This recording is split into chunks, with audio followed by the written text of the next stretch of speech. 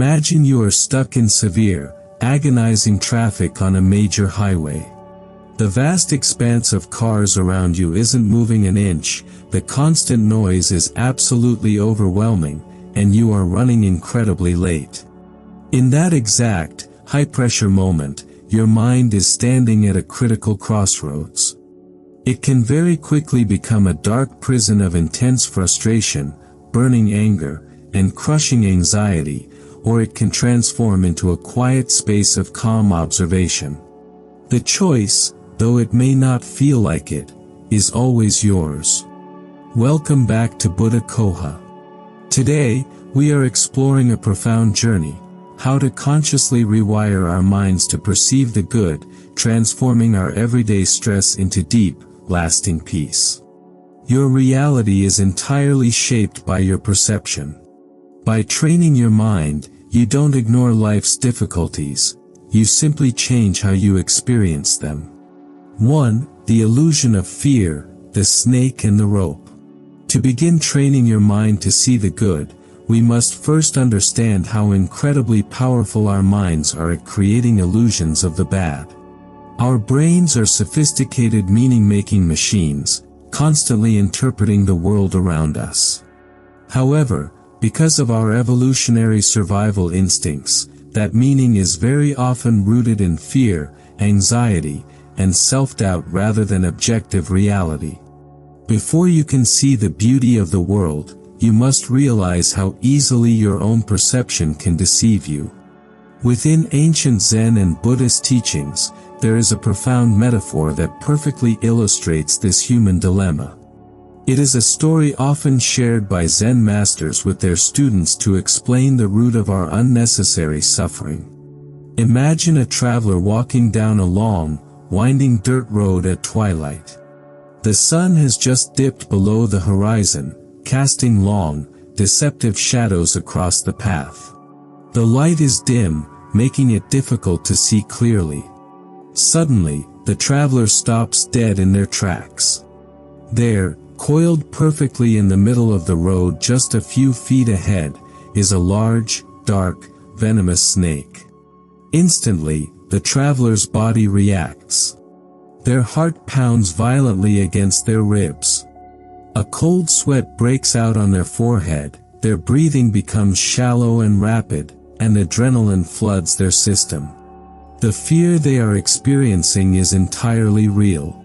The physiological reaction is undeniable. They are completely paralyzed by the terrifying prospect of taking another step and being bitten. Trembling, the traveler remembers they have a small oil lamp in their bag. With shaking hands, they manage to light it and slowly step forward, extending the warm, golden light to illuminate the path ahead. As the light falls upon the road, the terrifying reality shatters in an instant. There is no snake. It is simply a coiled piece of old, discarded rope. The very moment the light reveals the rope, the snake vanishes entirely, and with it, all the paralyzing fear. The traveler's heartbeat slows, their breath deepens, and a profound wave of relief washes over them. But let us pause and ask a very important question. For those few agonizing moments in the dark, was the snake real? To the traveler's mind and body, it was absolutely real. The suffering, the anxiety, the sheer terror, all of it was genuinely experienced. Yet, the root cause of that suffering was a complete illusion. It was a projection of the mind placed onto a completely harmless object. How often do we encounter these illusory snakes in our own modern lives? You receive a short, unpunctuated text message from a friend or a boss, and suddenly your mind creates a venomous snake. They are angry with me. I've done something terribly wrong. I'm going to be fired or abandoned. Your heart races, your anxiety spikes, and your entire day is ruined. But the text message is just a rope. The meaning you attach to it, the fear and the assumption, is the snake. Consider another common scenario. You wake up with a slight, unfamiliar ache in your back. It is just a physical sensation, perhaps a tight muscle from sleeping poorly. That sensation is the rope. But an untrained mind, prone to worry, immediately projects a snake. What if this is something serious? What if my health is failing? Within seconds, a minor physical discomfort has snowballed into an existential crisis. The fear is real, but the threat is an illusion created by a mind conditioned to anticipate the worst. In Zen philosophy, true liberation begins with clear seeing. A Zen master will tell you that enlightenment is not about acquiring mystical powers, it is simply about seeing things exactly as they are, without the heavy layers of our own fears and assumptions. Training your mind to see the good does not mean pretending that real dangers or difficulties do not exist. It means developing the discipline to carry a lamp of awareness. When you feel a sudden surge of negativity, panic, or fear, do not immediately run or react. Light the lamp of mindfulness. Take a deep breath, step back, and look closer. Ask yourself honestly, am I reacting to reality, or am I reacting to a projection of my own fears? Is this a snake, or is it just a rope? By recognizing the illusion of the snake, we immediately free ourselves from a vast amount of unnecessary suffering. We clear the mental clutter, allowing us to see the world not as our anxieties dictate, but as it truly is, neutral, open, and waiting for us to find the good within it. 2. Waking up from the autopilot trap. Once we realize that our minds can so easily project terrifying snakes onto harmless ropes, the next crucial step in our journey is understanding exactly how and why this happens so automatically. The uncomfortable truth is that for the vast majority of our day, we are not actually awake. We are, in many ways, sleepwalking through our own lives. We operate on a deeply ingrained system of habitual reactivity, a state of mind that modern psychology simply calls autopilot. In Buddhist philosophy, this powerful, restless force of habit is known as vasana, or habitual energy. Think about your daily routine for a moment.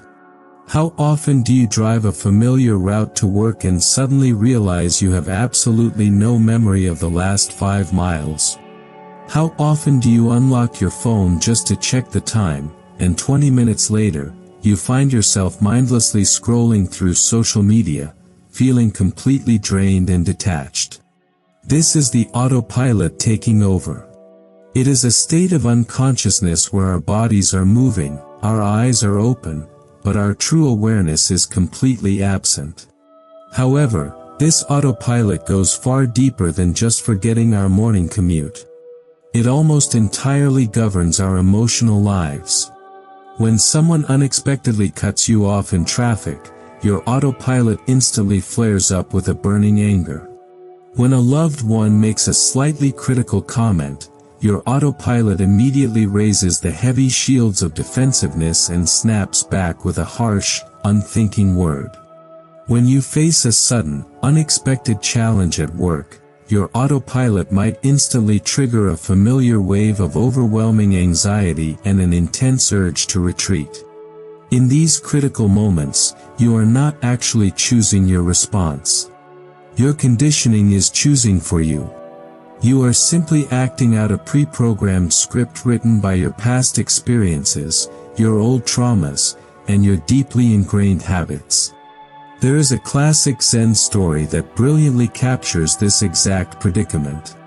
A wise Zen master was standing quietly by the side of a dusty road one morning, enjoying the stillness of the dawn. Suddenly, a man came galloping past on a wild, incredibly fast horse. The man looked frantic, his face pale with panic, holding on for dear life as the horse violently kicked up thick clouds of dust. As they flew past, the Zen master called out loudly, "Where are you going in such a hurry?" The rider, looking back over his shoulder with a look of utter desperation, shouted in reply, I don't know. Ask the horse. This simple story perfectly mirrors our modern existence. The wild, galloping horse is our habitual energy, our unchecked autopilot mind. The frantic rider is us. We are constantly being carried away at breakneck speed by our rushing thoughts, our impulsive reactions, and our deeply rooted fears. We are rushing through our days, exhausted, stressed, and disconnected. And if someone were to stop us and ask, "Where are you going? Why are you so angry? Why are you carrying so much anxiety?" the truest, most honest answer we could give is, "I don't know." Ask the mind. We have completely surrendered the reins of our own consciousness. To train your mind to see the good in this world, you must first learn how to tame this wild horse. You must wake up from the autopilot trap. And the most effective way to do this is by discovering the immense, transformative power of the pause. Mindfulness is, at its core, the practice of creating space. It is creating a sacred distance between a stimulus and your response. It is the conscious, deliberate decision to stop reacting blindly and start observing clearly. The next time you feel that familiar surge of anger, frustration, or fear rising hot in your chest, the exact moment the wild horse tries to bolt, do not let it run. Stop. Take one deep, conscious breath. Feel the air enter your lungs and slowly leave your body. This simple act of breathing is the pause. It shatters the heavy trance of habitual energy. In that quiet, spacious moment between the external event and your internal reaction, you reclaim your freedom. You step out of the heavy illusion of the past and the fearful anxiety of the future, and you firmly plant your feet in the clear reality of the present moment. When you are no longer a helpless prisoner to your automatic reactions, you finally have the clarity and the stillness to look around and notice the good that was always there, quietly waiting for you to wake up and see it. 3. Guarding your mind's diet. Now that we have learned to pause and step off the runaway horse of our autopilot mind, we face a crucial, ongoing responsibility.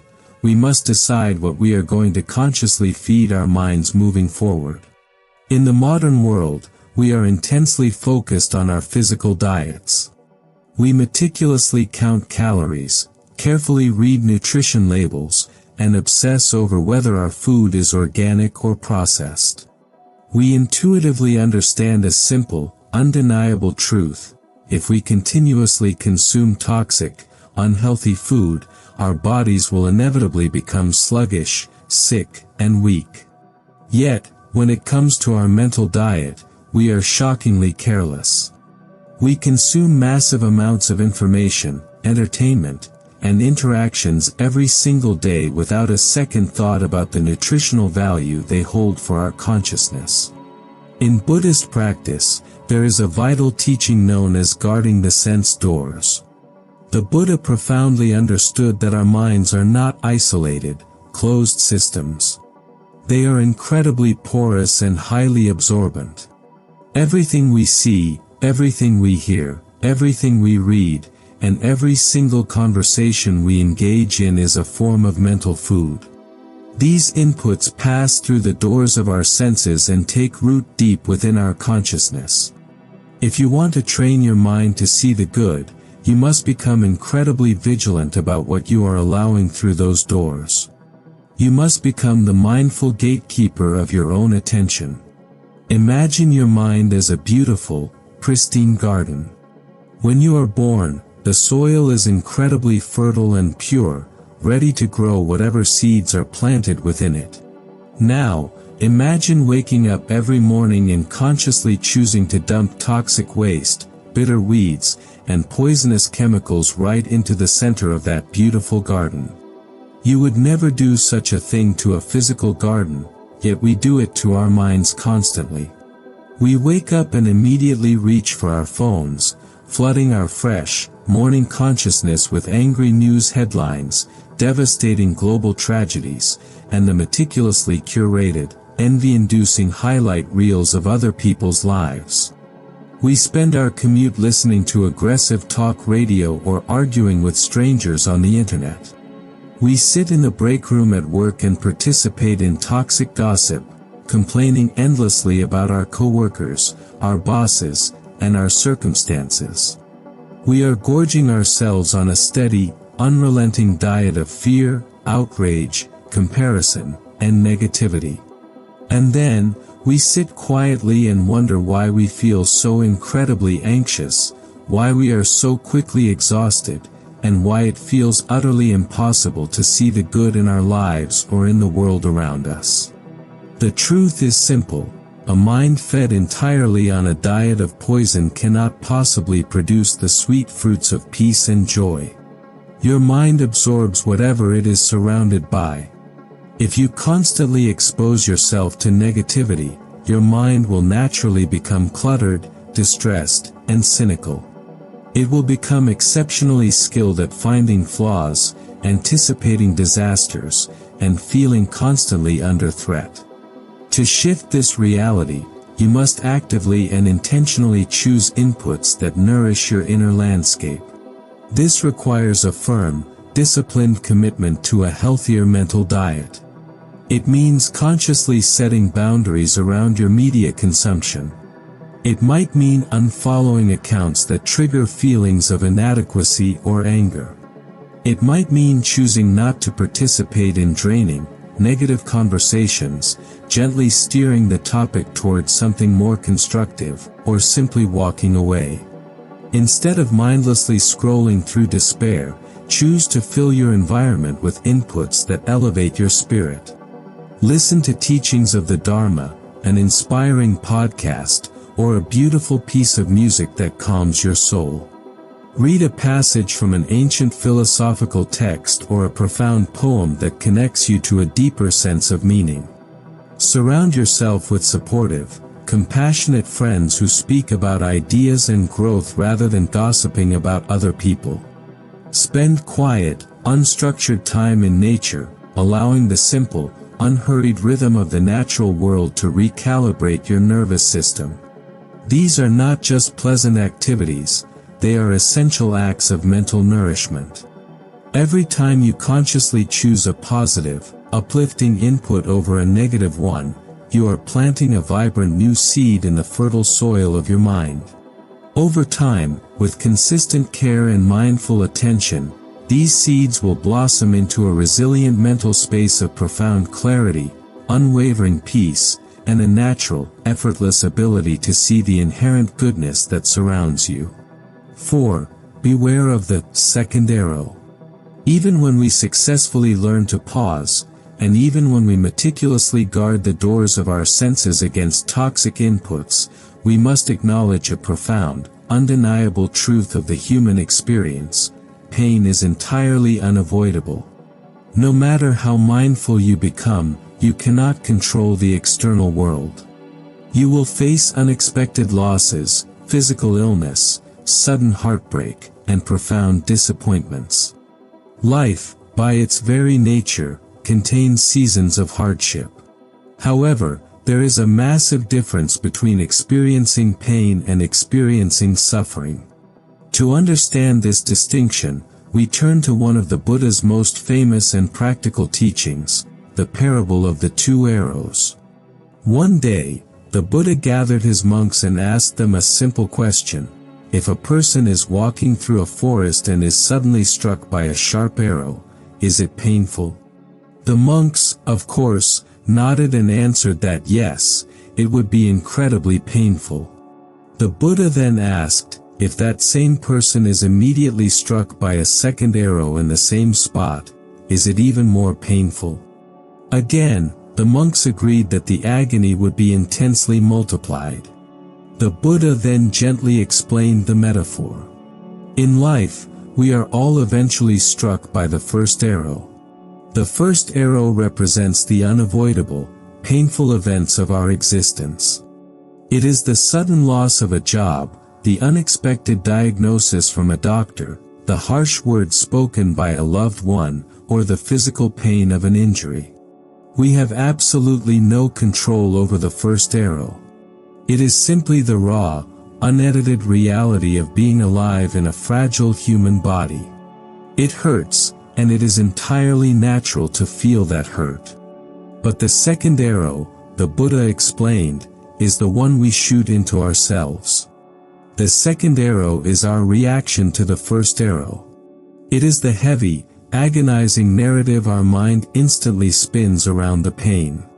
When the first arrow of an unexpected illness strikes, the second arrow is the mind screaming, "Why is this happening to me? This isn't fair. My life is completely ruined."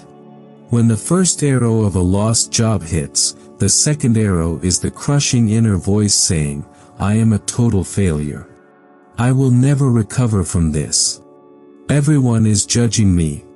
The first arrow brings the physical or circumstantial pain. But the second arrow brings the psychological suffering.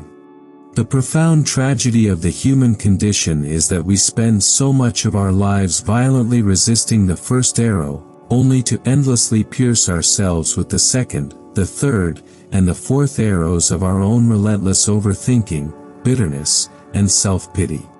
Training your mind to see the good in life does not mean adopting a mindset of toxic positivity. It does not mean pasting a fake smile on your face and pretending that the first arrow didn't hurt. True wisdom is feeling the pain of the first arrow completely, but having the deep, mindful discipline to refuse to shoot the second arrow. It is the practice of radical acceptance. When a difficult situation arises, a trained mind says, "This is the reality of this moment. This is painful, and I am hurting." It stops there. It does not add the heavy, suffocating layers of judgment, blame, or victimhood. By dropping the second arrow, something miraculous happens. You conserve an immense amount of emotional and mental energy that would have otherwise been wasted on resisting reality. You create a quiet, spacious calmness within yourself, even in the very center of a storm. And it is only within this quiet space of acceptance that you can look around and see the good that still exists. You can see the support of a friend, the resilience of your own spirit, or the simple beauty of a quiet morning, even while carrying the pain of the first arrow. You cannot stop the first arrow from falling, but the bow for the second arrow is always in your hands. Put it down. 5. The daily anchor of gratitude. When we finally learn to put down the bow and refuse to shoot the second arrow of unnecessary suffering, we are left with a quiet, open space within our minds. We are no longer frantically fighting reality or running away from our circumstances. We are simply standing in the clear, unvarnished truth of the present moment. But what do we do within that space? How do we keep the mind from wandering back into the dark forests of anxiety and regret? We must ground it. We need a profound, unshakable weight to hold our awareness steady. This is where we discover the immense, transformative power of the daily anchor of gratitude. To truly understand this practice, we must first recognize the mind's default setting. Left untrained, the human mind operates from a place of chronic scarcity. It is constantly scanning the horizon for what is missing. It whispers an endless loop of conditions. I will finally be happy when I get that promotion. I will be at peace when I have more money. I will be fulfilled when I find the perfect relationship. This is a dangerous trap. It is a treadmill that never stops, keeping us forever restless, always reaching for a distant future while completely missing the reality of the present. There is a very famous, deeply profound Zen saying that addresses this exact illusion: before enlightenment, chop wood, carry water. After enlightenment, chop wood, carry water. To the untrained mind, this sounds incredibly disappointing. We want enlightenment to be a grand, cinematic miracle. We want the skies to open up, the difficult people to disappear, and our daily chores to vanish. But the Zen master is pointing to a much deeper truth. True awakening does not drastically change the external circumstances of your life, it completely transforms how you experience them. The chores remain the same. The wood still needs to be chopped, and the water still needs to be carried. The profound miracle is not in escaping your ordinary life, the miracle is in finally being fully awake to it. Gratitude is the exact mechanism that wakes us up. In Buddhist practice, true gratitude is far more than simply saying, "thank you," or writing down a superficial list of nice things. It is a radical shift in perspective. It is the conscious, deliberate act of shifting your mind's focus from what is lacking to the overwhelming abundance of what is already present. When you practice gratitude, you are actively training your mind to look for the good. You are deliberately rewiring your neural pathways to notice the quiet, subtle blessings that your autopilot mind completely ignores. Consider the profound miracle of a simple, quiet morning. When you hold a warm cup of tea in your hands, do not just blindly consume it while worrying about your endless to-do list. Pause. Feel the comforting warmth radiating through the ceramic. Inhale the delicate, earthy aroma. Taste the bitter sweetness on your tongue. Recognize the countless causes and conditions, the sun, the rain, the soil, the farmers, that perfectly align just to bring this one cup of tea into your hands. In that singular moment of deep, mindful appreciation, you are not lacking anything. You are completely whole. This daily anchor is especially vital when we are struck by the first arrow of pain. When you are going through a difficult season, the mind wants to focus exclusively on the darkness. It wants to convince you that everything is ruined. But gratitude is the gentle hand that guides your vision slightly to the side. It reminds you that while the pain is real, so is the comforting presence of a loyal friend. While the disappointment is heavy, so is the reliable warmth of the sunlight breaking through your window. While your heart may be aching, your lungs are still faithfully drawing in breath, giving you life for one more day. By grounding yourself in gratitude, you realize that your life, right here and right now, with all its beautiful imperfections and mundane tasks, is already enough. You do not need to wait for a distant, imaginary future to find joy. The good you are desperately searching for is not hiding somewhere over the horizon. It is right here, woven perfectly into the ordinary fabric of this very moment, waiting patiently for you to chop the wood, carry the water, and finally open your eyes to see it.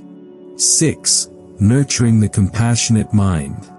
We have learned to pause the wild horse of our autopilot, to carefully guard the doors of our senses, to drop the agonizing second arrow of suffering, and to anchor our restless minds in the profound reality of gratitude.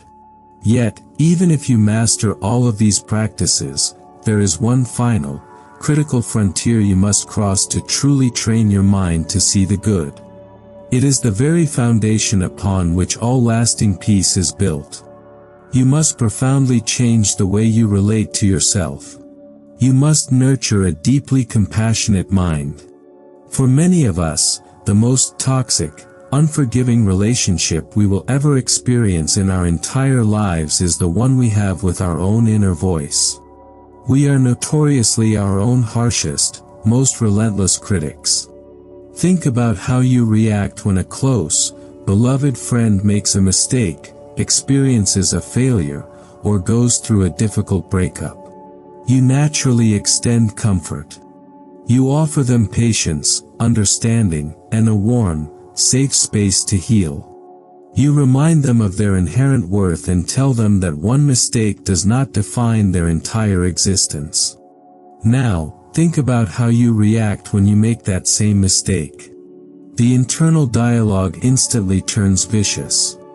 We attack ourselves with a level of cruelty we would never dream of directing at another human being. We call ourselves stupid, unworthy, and broken. We demand absolute, flawless perfection from ourselves, and when we inevitably fall short, because we are human, we punish ourselves with deep guilt and suffocating shame.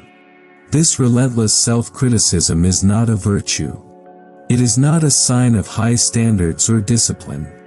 It is simply another brutal form of the second arrow, shot directly into our own hearts by our own hands. In Buddhist philosophy, the practice of metta, or loving kindness, is absolutely central to spiritual awakening. But the Buddha made it very clear that this boundless love cannot simply be directed outward, it must first take root inward. You cannot truly, authentically extend deep compassion to the world if your inner landscape is a barren battlefield of self-hatred. To transform this inner dialogue, we must look to the ultimate ideals of the Buddhist path. When we reflect upon the serene, peaceful depictions of Buddha and Bodhisattva figures, we are looking at the perfect embodiment of limitless grace and unconditional compassion. These enlightened figures do not judge the brokenness of the world, they embrace it with a profound, healing understanding. They see the suffering, the flaws, and the ignorance of humanity, and they respond only with a deep, unwavering love. Training your mind means consciously inviting that same spirit of the Buddha and Bodhisattva into your own internal dialogue. It means realizing that you, too, are a sentient being who is highly deserving of that same grace. When you make a mistake, fail at a task, or lose your temper, do not immediately rush to condemn yourself. Pause. Take a deep, grounding breath, and actively choose to be a friend to yourself in that moment of vulnerability. Acknowledge the misstep without the heavy weight of judgment. Say to yourself, I am human. I am learning. I am allowed to be imperfect, and I am still worthy of peace. This is the profound practice of self-compassion. It is not about making excuses for bad behavior, it is about creating a safe, nurturing internal environment where true growth and healing can actually occur. A flower cannot possibly bloom if it is constantly being beaten down by a harsh, freezing wind. It needs the gentle, consistent warmth of the sun. Your mind operates in the same way. Ultimately, the lens through which you view yourself becomes the exact lens through which you view the entire world. A harsh, unforgiving mind will inevitably see a harsh, unforgiving world, constantly scanning for threats and focusing entirely on the bad. But a gentle, compassionate mind, a mind that has learned to forgive its own humanity, will naturally look out and see a world absolutely filled with grace, potential, and an abundance of good. Seeing the good in this world is not about forcing a superficial smile or ignoring the very real pain of human existence. It is about waking up from the exhausting autopilot of our conditioning. It is about having a clear, mindful vision to see the rope instead of the terrifying snake, the deep wisdom to put down the bow and refuse to shoot the second arrow of suffering, and the gentle grace to extend boundless compassion to ourselves. Training your mind is not a final destination, it is a lifelong journey. It is the daily, quiet practice of chopping wood and carrying water with a heart firmly anchored in gratitude. Every single moment is a brand new opportunity to consciously choose what you feed your consciousness. You hold the profound power to completely transform your inner landscape, and in doing so, you inevitably transform your entire reality. Thank you for walking this mindful path with us today on Buddha Coha. If this message brought a moment of clarity or peace to your day, please consider subscribing to the channel and sharing this video with someone who might need a brighter perspective. Until next time, may you walk with a light heart, and may you find deep peace in every single step.